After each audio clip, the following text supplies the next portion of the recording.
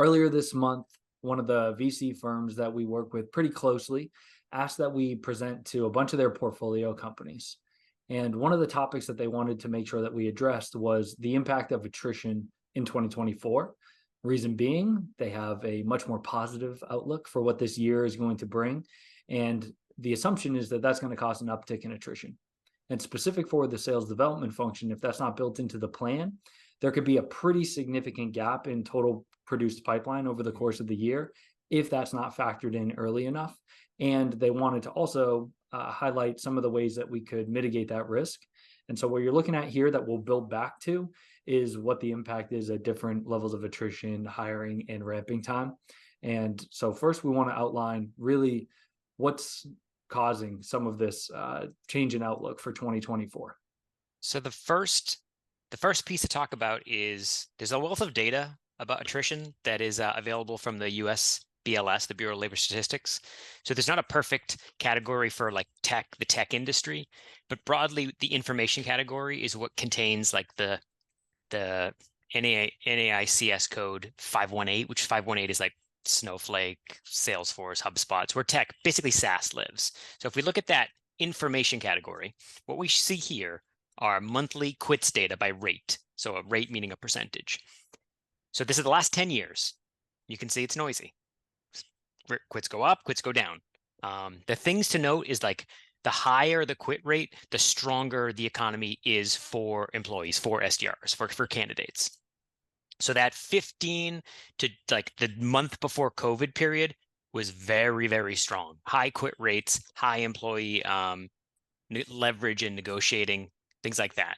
Then we had the COVID shutdown and then the bounce back. And then that 21-22 period was a real high quit rate, real big in tech, huge power to the SDRs. The Great Resignation, as they call it. Yeah, the Great Resignation. That's that period. And then we hit the reset, which was late 22 into 23. Obviously, layoffs were in headlines. Our country's big. There's tons of layoffs all the time, but the more they're in the news, the less people feel stable about finding new jobs. So it's reflected in the quit rates. It just basically fell off the end of the chart. So this is monthly. It's noisy. So here we have, if you look at it by quarter, so we just broke it down by quarter and essentially color coded it, heat mapped it, so you can get a sense of that quit rate. And what it says to me is we had 7 quarters of unbelievably high quit, high watermark for a decade. And then we've had 5 quarters or 15 months of well below median, well below average quits in the tech industry. So if you built your 2024 plan, and this is our hypothesis, if you built your 2024 plan, assuming that long and low period continues unabated, what happens if it doesn't? What is the impact? Yeah, that, and have you even built attrition into the plan to begin with? Because we were brought to a handful of organizations where attrition wasn't even built into the plan. And the assumption was that the oversubscribed number would more than accommodate for any attrition impact for the sales development team in particular. But basically, times were booming, attrition was high because people could go out and chase down jobs with higher bases, higher OTEs, and just keep leapfrogging over and over and over again through that period of the Great Resignation of 2021, 2022. Basically, slowdown starts to come. As you described, the fear ticks up, and you're less likely to go out and take a risk, jump to a new organization, which would mean you obviously quitting and leaving the one that you're walking away from because of fear of the unknown, uncertain economy, broad publication of quits. Okay, makes sense. And so then as we start to think about how do we first build attrition into the overall annual plan, and then how do we make sure that we can accommodate significant fluctuations if 2024 plays out as positively as many hope. And so here, the white is the month that a rep leaves, quits. And then the scaling green colors that come after it showcase their ramping time. So solid green, fully ramped and fully productive rep, white, open seat, and then different shades of green going up to solid is their actual ramping effect. And so couple different points to keep in mind. And one, if you are a leader of sales development, metric that you want to have top of mind and easily accessible. So time to fill. So from the time that the rep quits to the time that you have that position filled and the person started, not even an accepted offer, they are starting, what is that time frame? And so a lot of the clients that we work with will see 25 days, 21, some 30. So somewhere in the 20s up to 30 days, average time to fill that open seat, which is exactly what it sounds like, a full month with no productivity whatsoever. And so right away, somebody quits, boom, 1 month gone, no production.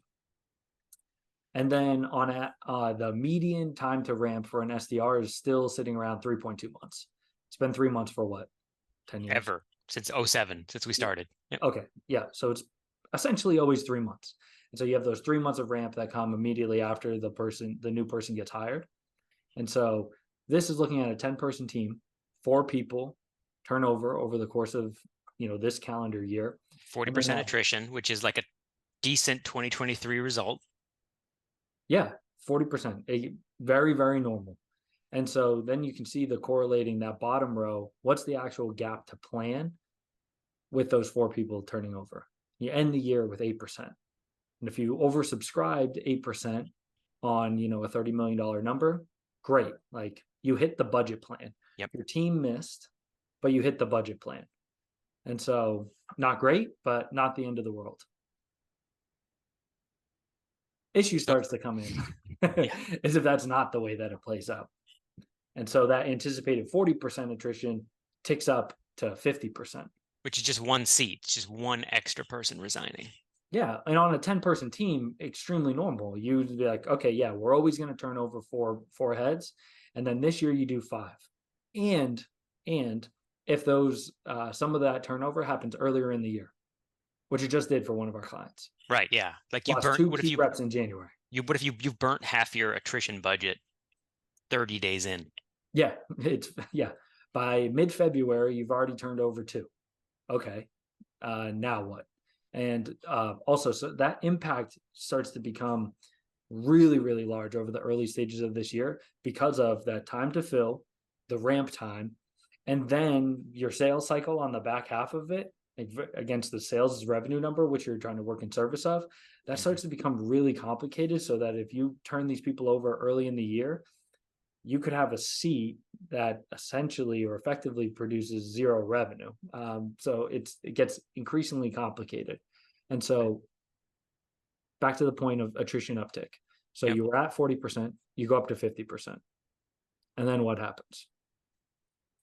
It's 11 percentage points. I mean, that might not seem like the difference between 8 and 11, but if no one oversubscribes 11%, like no SDRs have that big a buffer. So this is the difference, that one seat leaving, not even necessarily in the year, one seat leaving means it's extremely unlikely you're going to hit your number. You're talking best case across everything because that oversubscribe buffer is 6-7%. Best case, when 4 people leave, you're going to hit it.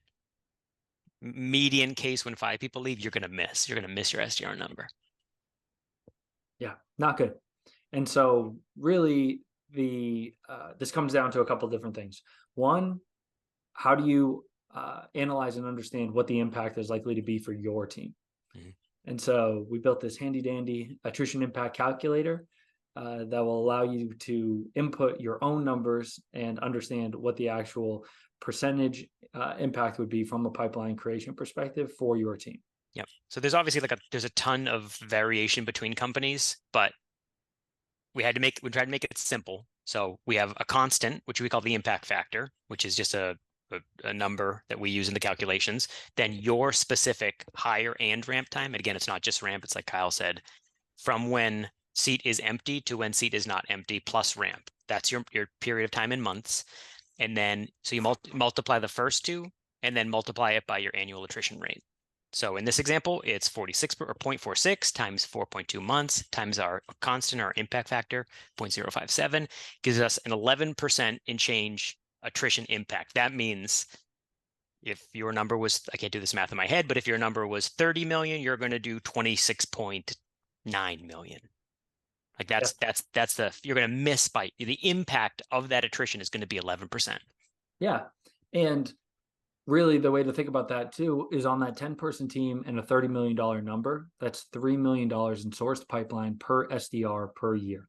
And if you have an 11% miss, that's more than $3 million in pipeline Right. under what your number was.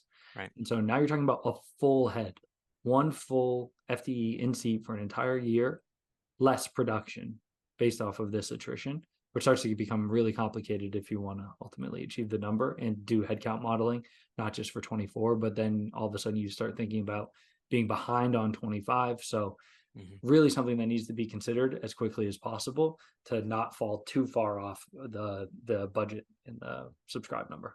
So what we're showing here, the first thing to note is like even the concept of oversubscribing. A lot of people don't talk about this in the SDR world because it's just a reality, right? So I have a number I've committed to leadership.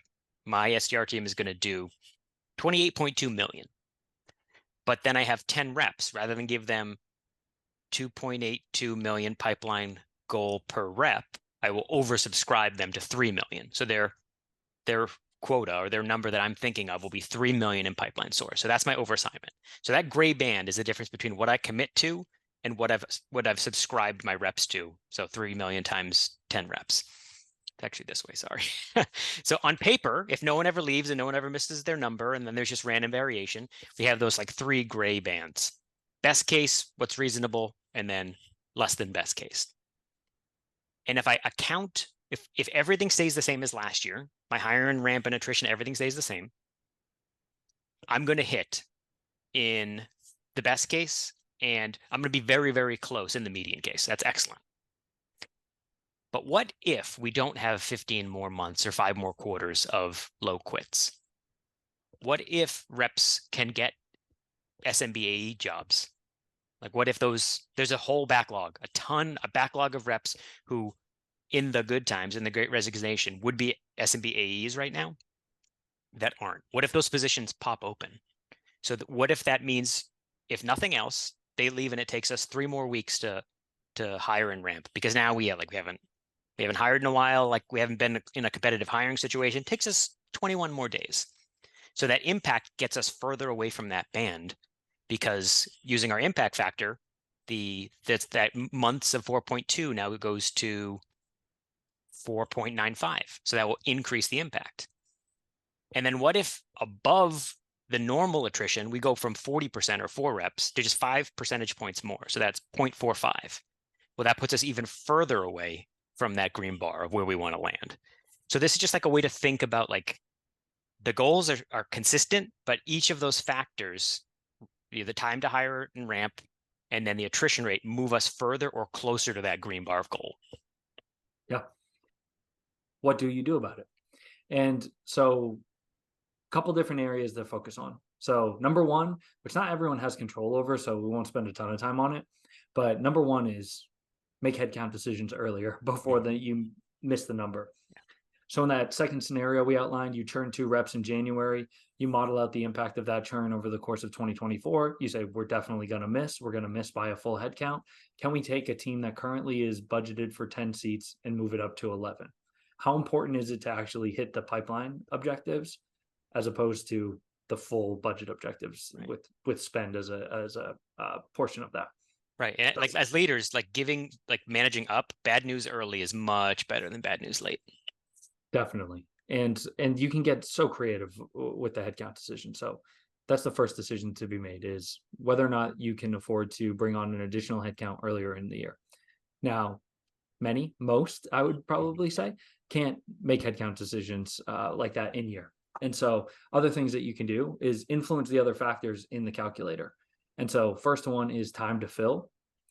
This is one where it's like flexing a muscle that you haven't had to work in a while, because the hiring environment has been so great for employers for 15 months. Right. And so what you should start doing or think about doing is building a pipeline of talent.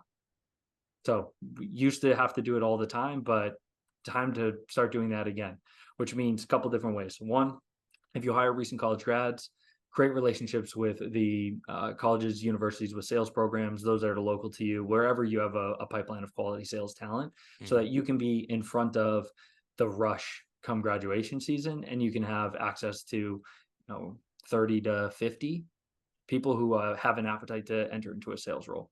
Outside of that, work your network. So whoever you talked to in the past, interviewed in the past that you thought was a good fit, and for whatever reason they didn't get offered.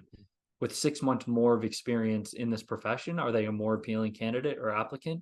Do they still fit the organization culturally? Okay, let's continue to nurture them, bring some of them back into the fold so that when that seat opens up, you're not starting at ground one and collecting resumes and figuring out who's worth spending time talking to. You can jump forward in the process and start doing critical evaluations with the hiring team right away. And so you can cut 2 weeks off there, significant difference. And if you could shorten your interview to offer accepted window, like if it's when people are getting hundreds of applicants, it's like it's brutal. It's just terrible to go through them all. So we've already elongated the cycle there, but can we lean it up? Can we get faster at screening? Can we get faster at getting to second interview? Can we get faster to offer? Because if we can shave a week, that matters. Yeah, times 4 or 5 heads. Yeah, pretty significant. And so time to fill. So shortening time to fill by building a pipeline of talent and dialing in the actual process so that from screening to actual hire and start date, you can shorten that up. Second thing would be to actually improve retention or focus on retention as much as possible. Now, I mean, there's entire books written about it, hundreds of blog posts, but the one thing that I would focus on where we have a tremendous amount of success with our clients outside of culture and compensation packages would just be career pathing. And so if you have an SDR team, 2 things to keep in mind. And I don't even mean career pathing into an AE role, which isn't a possibility for every company, micro promotions. So boring language, SDR 1, 2, and 3. So that there is a path where somebody can come in off the street as an SDR1 and they have ways that they can move up in the organization. And it's even better if you brand them better than 1, 2, and 3, so that they feel a sense of personal and professional accomplishment as they move up through those tiers. A couple things to keep in mind. I would always make sure that they are metrics driven, not time driven. So go get me 50 ops and complete and be certified on 3 different training topics. Great, you go from 1 to 2. Not, hey, you've been here for 6 months and we like you, we'll move you up. And so those micro promotions built in help to really elongate tenure because there is that feeling of advancement. There's compensation increases that happen along with it. And with this good time coming, assuming that people are going to leave the SDR org, the other thing the other location where we lose SDRs to is internal promotions, not just quitting and leaving and going to that SMB AE job elsewhere or outside. And so having that tiered structure helps to protect your 1s and 2s if you build the rules in place that say only SDR3s are eligible for promotion. And so then the sales function can't come and cannibalize the success of the SDR team by poaching people before they've actually had any tenure within your SDR org. And then third option is that you can't, so this is technically doesn't change the impact from our calculation because you can't really shorten SDR ramp time, right? Like you can't just say, now we're going to ramp you faster. It just doesn't work. The nature of the profile we're hiring and the nature of the job, it just takes a certain amount of time to get up and running. But in the example we've been using, let's say the quota is 5 SQOs or 5 stage 0 opportunities or stage 1s, 5 stage 1s per month. That's the quota. So in month 4 after hire, they hit 5. What if the normal ramp is, what do you think? 1, 2, 3, 5? 1, 2, 3 is common. Yeah. Yeah. So 1, 2, 3, 5. Yep. That's normal, right? What conservatively, what if we could do 1, 2, 4 or 1, 3, 4, 5, or best case scenario, 2, 3, 4, 5? Like that is where the math starts to make a lot of sense, especially at like mid or higher ACV.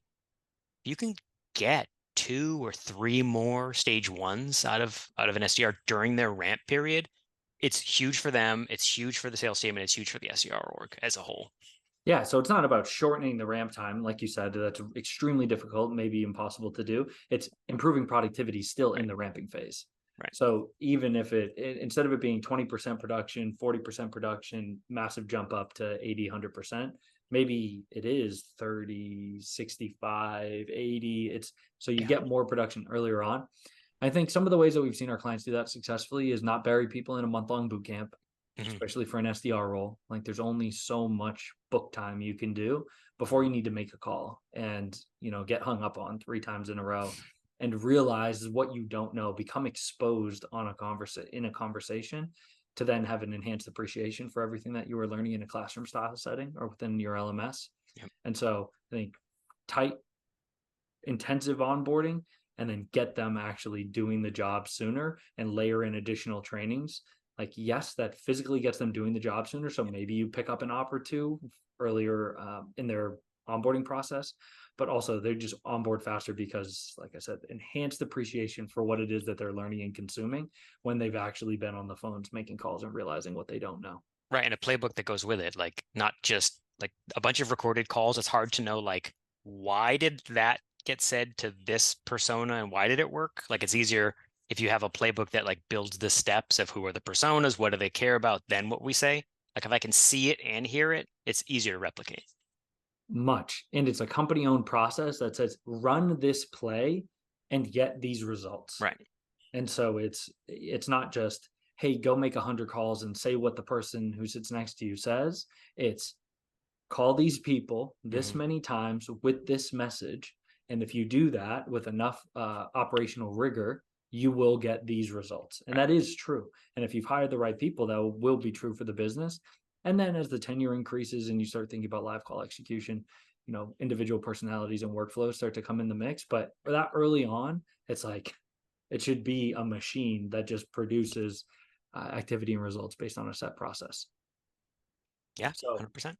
Doing those things, shortening the time to fill, and improving productivity in ramp, and finding some easy or quicker wins to improve retention.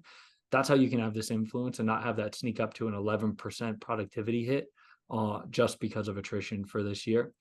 And then outside of that, if you can influence headcount decisions, something to consider. And so that, like Matt said, don't communicate the miss that you're going to have on 2024 in December when you know about it in February.